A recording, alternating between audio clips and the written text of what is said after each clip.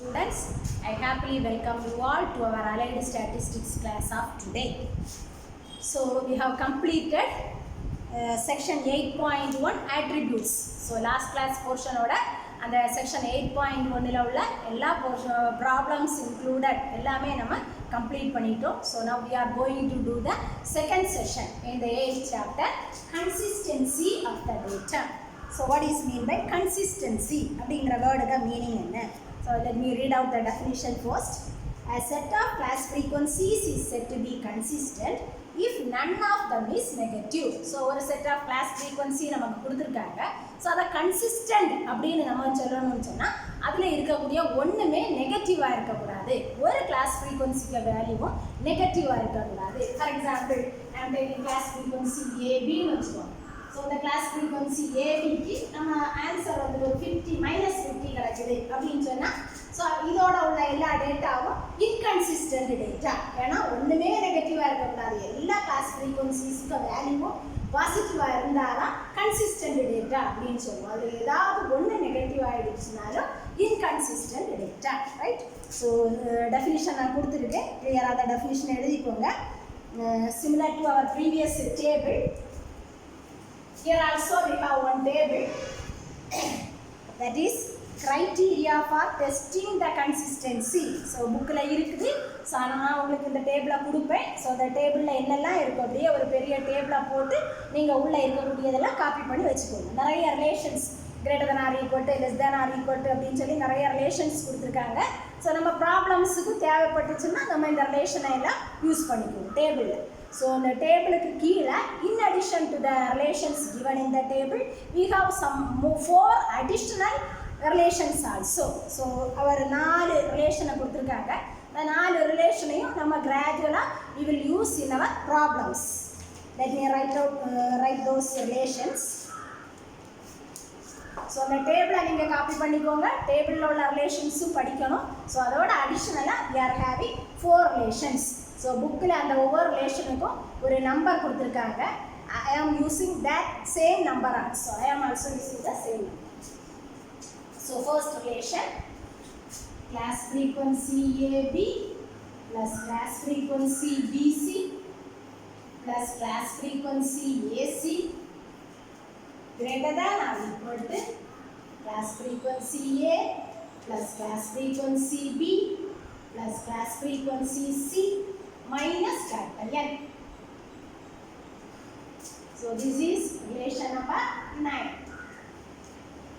Then relation number 10, class frequency AC plus class frequency BC minus class frequency AB less than or equal to class frequency C. This is relation number 10.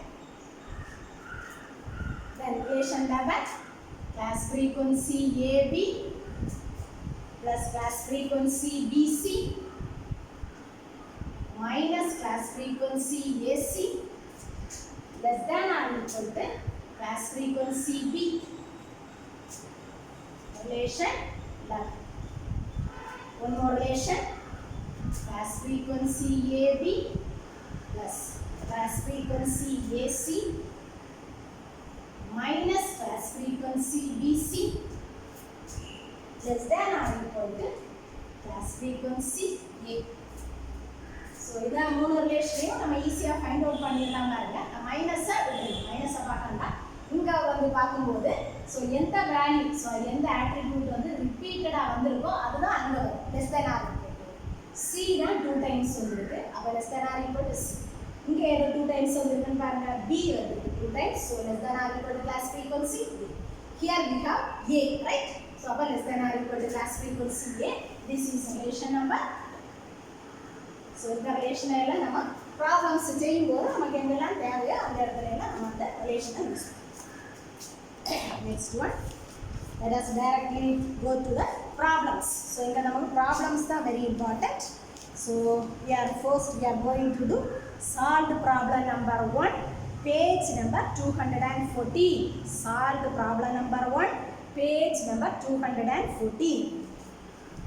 The problem is, let me read out the problem.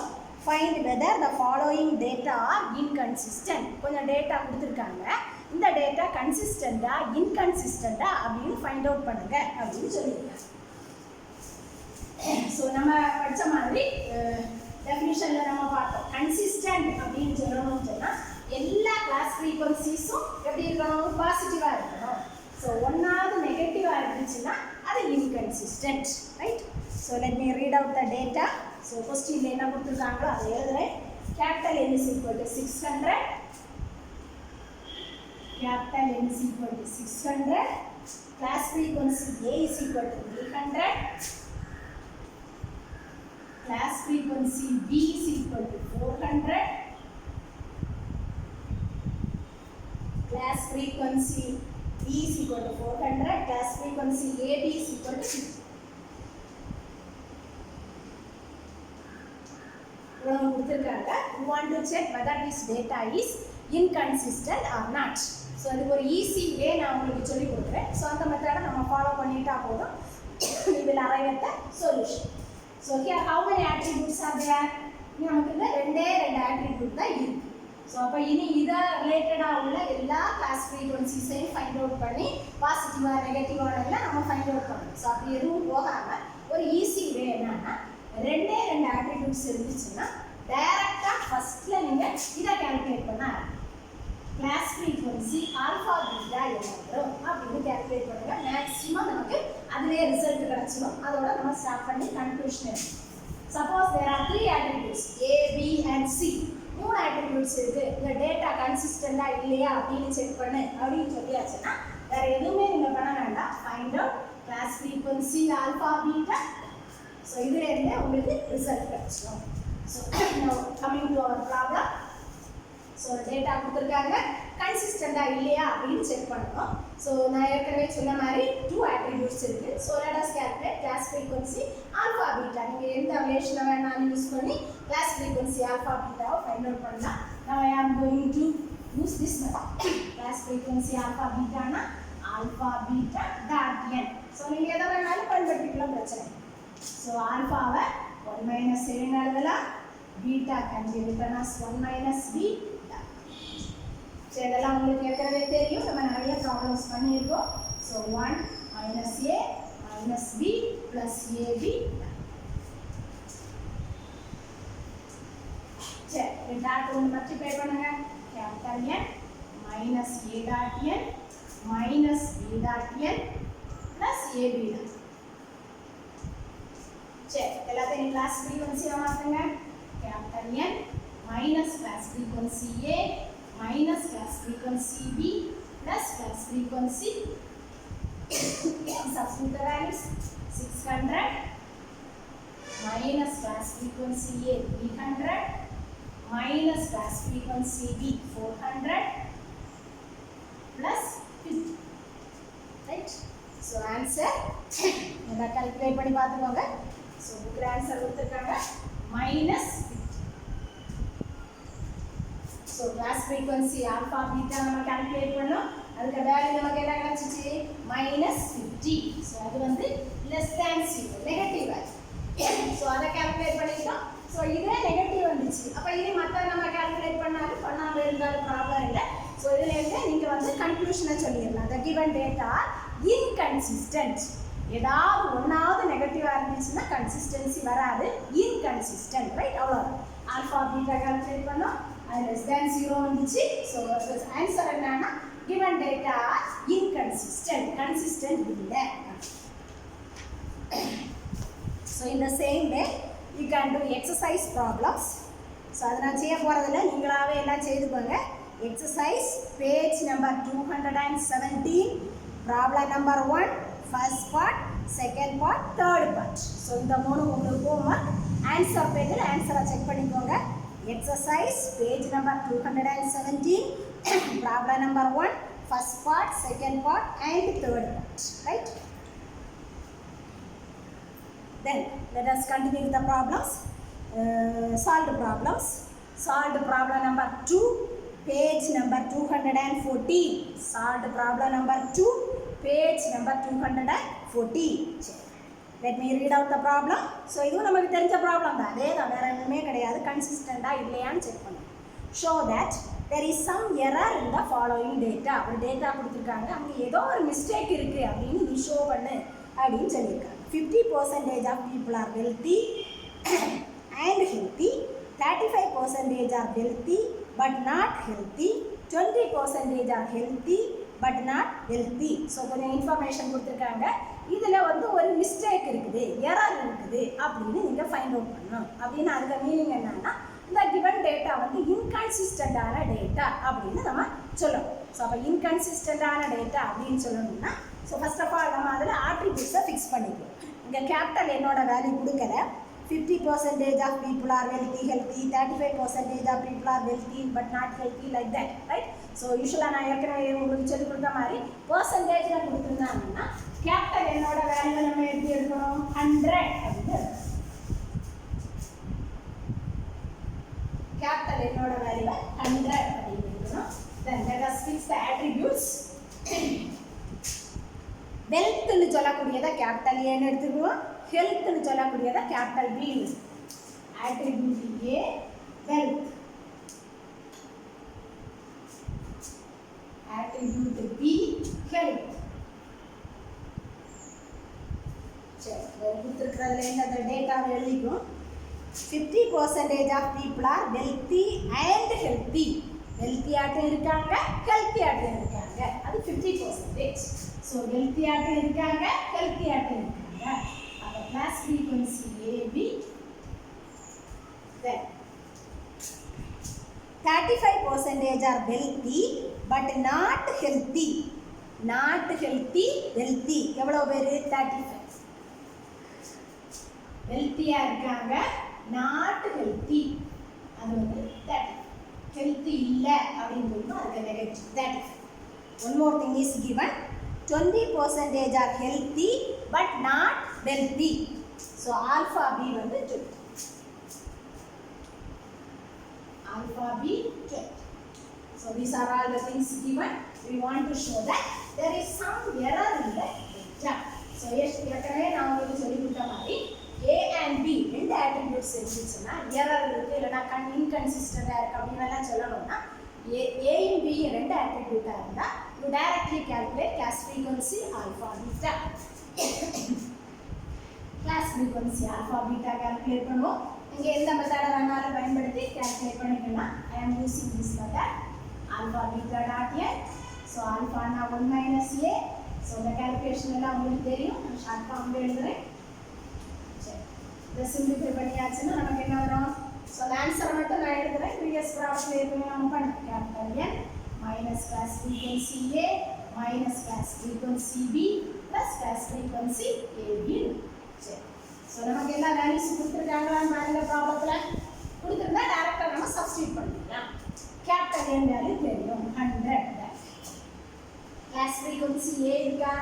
Class frequency A is not available, class frequency B not available, class frequency A B நமக்கு இருக்கு, right? அப்போ இனி நீங்கள் நம்ம எந்த மெத்தடை வேணாலும் நீங்கள் ஃபாலோ பண்ணிக்கலாம். You have studied so many relations, right?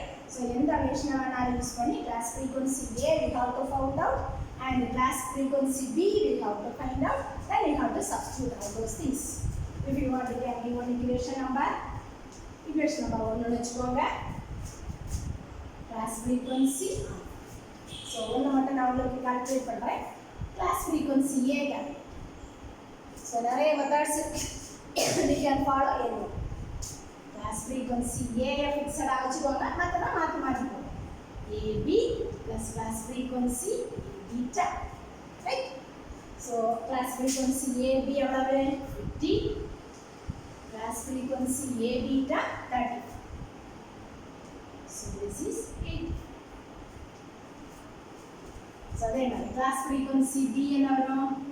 B ஃபிக்ஸடாக வச்சுக்கிடணும், மற்றதை மட்டும் மாற்றி மாற்றி போடணும். AB plus alpha B. class frequency AB எவ்வளவு? 50.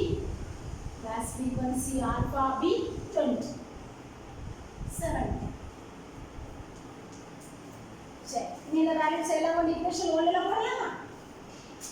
அப்போ class frequency alpha beta is equal to capital N 100 minus class frequency A is 85 minus class frequency B, that is 70, plus class frequency AB, that is.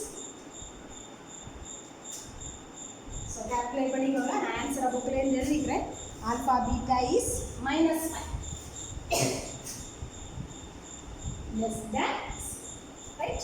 So class frequency alpha beta calculate பண்ணிட்டோம். value negative வந்துச்சு. அப்ப நீங்க என்ன சொல்லலாம்? So there is some error in the data. அல்லனா the data is inconsistent. So question என்ன கேட்டிருக்காங்களோ அதே மாதிரி நம்ம ஒரு conclusion எழுதி முடிச்சிட்டோம். அவங்க என்ன கேட்டிருக்காங்க? show that there is some error in the data. So அப்ப நீங்க என்ன conclusion எழுதணும்? Yes அல்லனா hence there is error in the data. So that's all about this solved problem.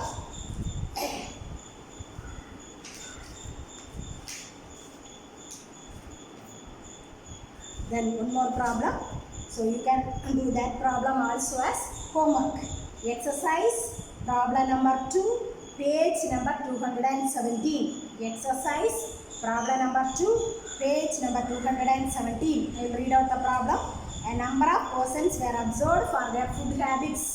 It was found that 25 of them were vegetarians and 20 of them liked boiled vegetables. So அப்போ இங்கே முதல்ல ஆட்ரிபியூட்டை fix பண்ணிக்குவோம். Vegetarians அப்படிங்கிறத capital ஏன்னு வச்சுக்கோங்க.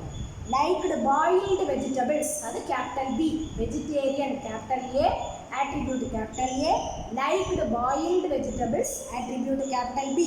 So அப்போ class frequency A 25, class frequency B 20. Okay, then another 10 gave themselves out as vegetarians and liking boiled vegetables.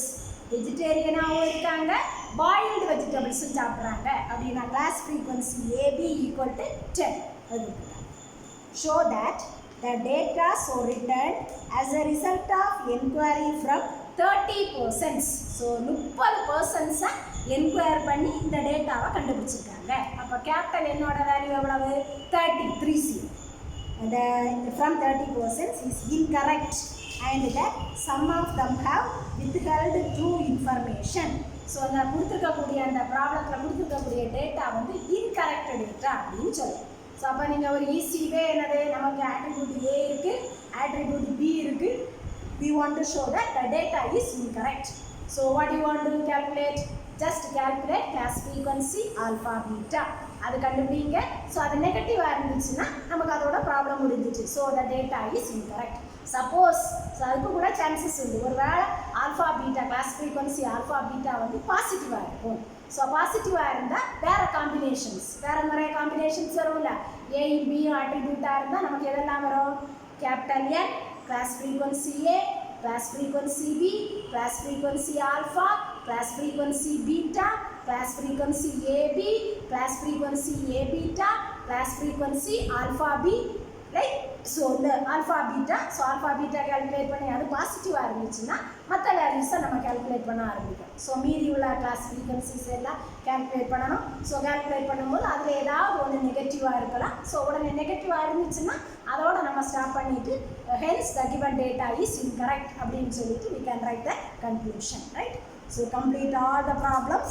If there is any doubt in any of the problems, you must contact me. So phone ல நீங்க contact பண்ணலாம், இல்லை WhatsApp வழியாக கூட அந்த என்ன டவுட்டுங்கிறத நீங்கள் கேட்டுக்கலாம், நான் உங்களுக்கு ஆன்சர் கொடுத்துருவேன்.